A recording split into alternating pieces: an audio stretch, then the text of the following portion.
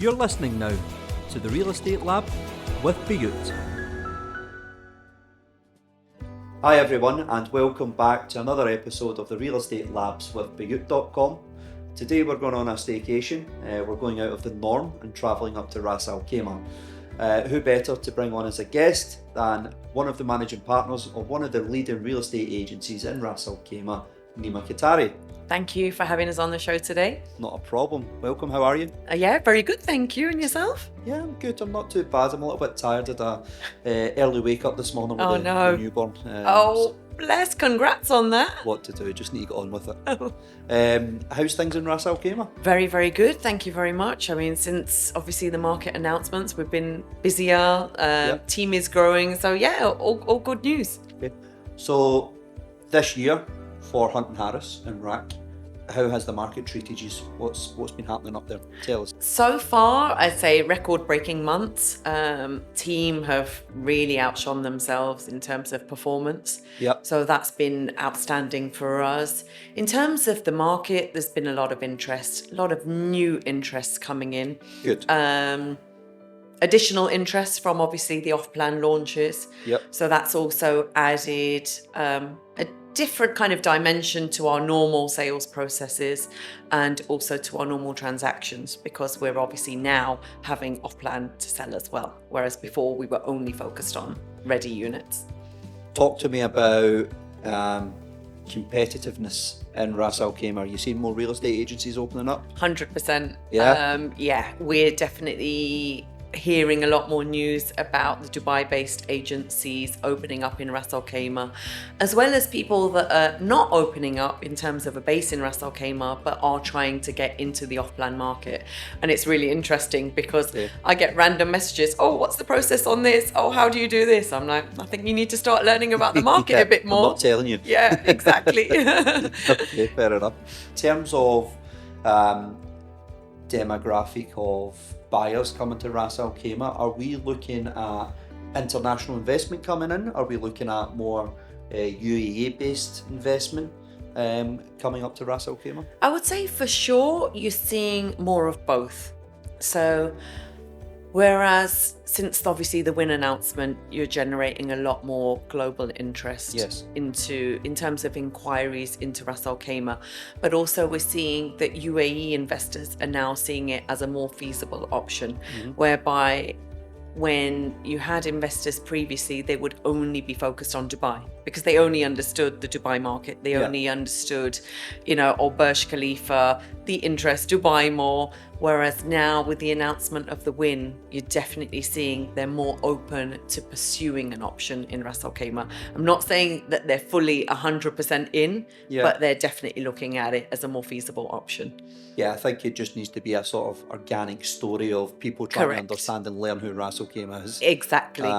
Me personally, when I travel up there for my staycations or whatnot, I kind of subject myself just to Al Hamra. Yes. But I know that there's a lot more out there. Absolutely, especially with 5 minutes down, you've got the Marjan Island. Yeah. So you've got a lot of hotel chains already existing there. So the Movenpick is there, the Radisson is there, you've got the Hilton, you've got the Rixos. So you're right when you say people are aware of the Waldorf because that's something and a brand and a chain that they're used to and they've visited. But there are other hotel options and a lot more coming up in the pipeline. So Neema, what factors would you say have contributed to the growth and the development of the real estate market in Ras Al Khaimah?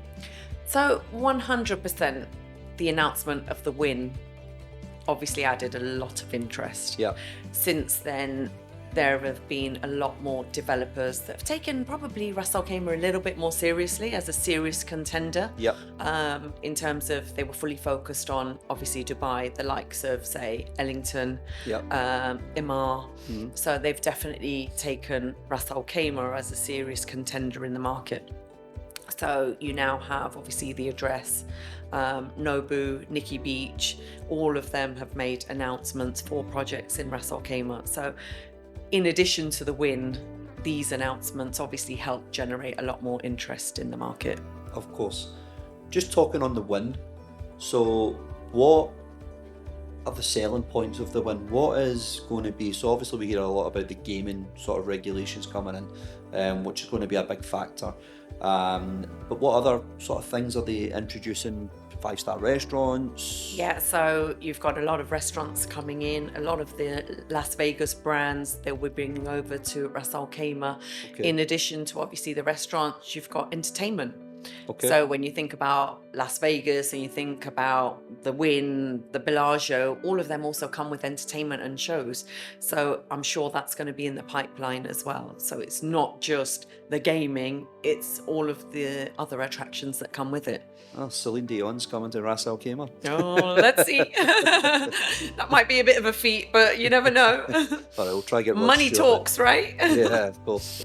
Neema, give us 3 reasons why people should invest in Ras Al Khaimah right now. So let's start with price point. So in terms of Ras Al Khaimah v Dubai, take them as a like-for-like example.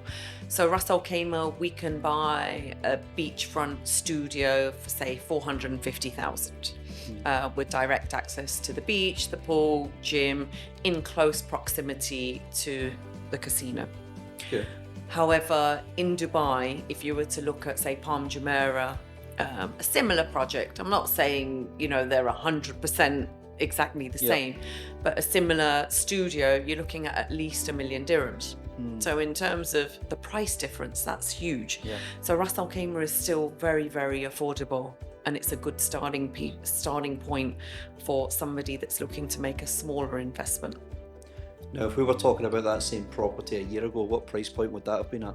250,000 for exactly the same thing last year. So, there's solid growth in Ras Al Khaimah as well. So, those Absolutely. previous investors are laughing at the moment. Correct. Yeah? And it's only going to get stronger for them. Yes, because when you think about the off-plan launches now, they're pretty much double those prices. Yeah. So again, there's still room for growth, even if you're buying at the 450 mark. So price point's number 1. Price point is number 1. Number 2, it's kind of the lifestyle. So when you're thinking about the lifestyle in Ras Al Khaimah, the cost of living is much lower. So the schooling is lower. Your housing would be lower. Therefore, your cost of living in terms of your basic costs, they come right down. So that is definitely a more attractive proposition for people coming into the UAE that want the UAE kind of lifestyle, but don't want to pay the prices of Dubai. Third point was, again, something that we just touched upon, which is the potential for growth. So when you're taking a 450K price point on a studio, you can obviously see that there is definitely margin for that to appreciate. Whereas when you're looking at Dubai for the same studio, how much more can that essentially kind of grow, or will it be a much slower pace of growth? Do you see a lot of people moving from Dubai to Ras Al Khaimah and do the commute? Yes. So especially people working closer to the airport side. So we definitely have kind of crew or families that are focused around the airport, because it would be the same commuting distance. So say if you were to take Dubai Marina to kind of into Deira or the airport, it would pretty much be the same. Yeah. 45 minutes to an hour.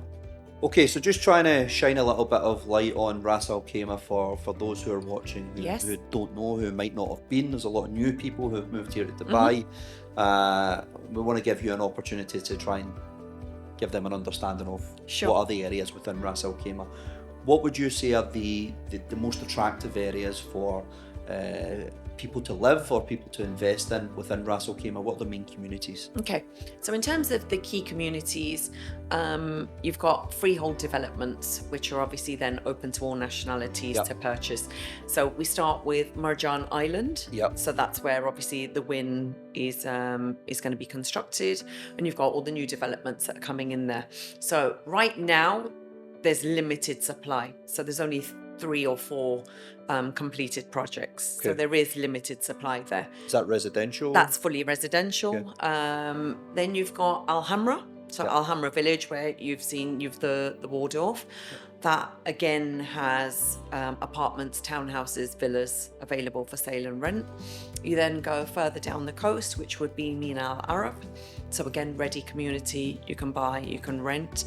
The last one for us would be a little bit further down, which would be the Cove Rotana.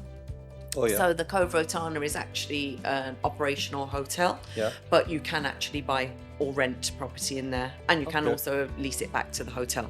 So again, that's an attractive proposition for someone that's looking for a hassle-free investment. So why are Mina Al Arab, Marjan Island and Hamra Village so popular in Ras Al Khaimah? What attractions do they have? What's the selling points of these communities? Okay, so firstly, they're freehold. Right. So that's the Yeah. first point. Secondly, they house large expat communities. Okay. So in terms of nationalities, so if you were a new Brit coming into the community, you would definitely make friends. The children would make friends. It just makes it a lot Yeah. easier. So third would be the facilities.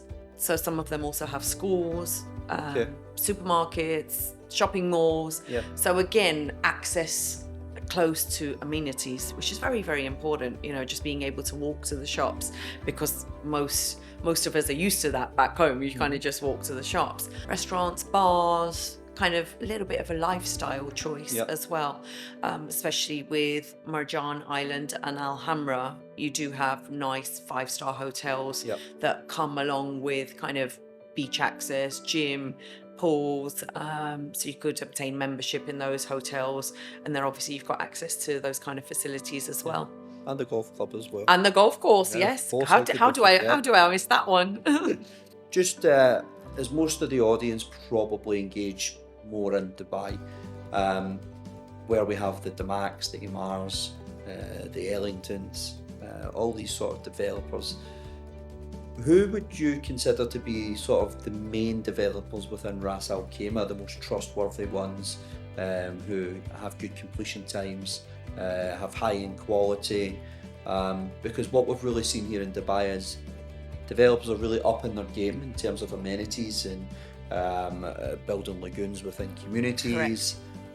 What things are we expecting from Ras Al Khaimah developers now in comparison? So I think the developers in Ras Al Khaimah have definitely learned. They've learned a lot over the last 10, 15 years in terms of what the expectation now is from investors. So you've got the likes of Al Hamra, RAC Properties, now obviously Ellington have kind of joined into the foray, as well as Al Dar coming.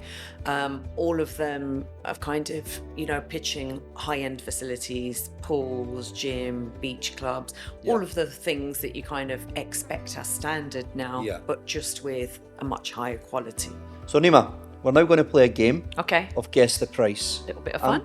Yeah, we always like to spice things up here on the Real Estate Labs. So I'm going to show you a listing on Bayut.com. Okay. I'm going to give you some information about that listing, and you're simply going to guess the price. Okay. No pressure. Ready.